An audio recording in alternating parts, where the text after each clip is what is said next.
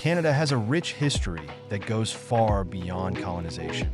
Today, we'll explore the cultures, histories, and legacies of Canada's First Peoples, the Indigenous peoples who inhabited this land for thousands of years before the arrival of Europeans. Get ready for a fascinating journey through time. Before European colonization, the land we now know as Canada was home to an impressive diversity of Indigenous peoples. They lived in harmony with the land, adapting to varied climates, from the frozen tundra of the Arctic to the dense forests of the West. The First Nations comprise hundreds of distinct groups, each with their own language, culture, and traditions. Peoples like the Haida, Cree, and Ojibwe have significantly contributed to the cultural fabric of Canada, with stories passed down orally through generations.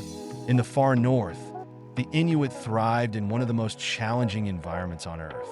They developed unique tools like the kayak and harpoon and built a culture deeply connected to the land and the animals around them. The Métis are descendants of Europeans, primarily French, and Indigenous peoples, forming a unique culture. They played a crucial role in Canadian history, particularly during the westward expansion and the development of the fur trade routes.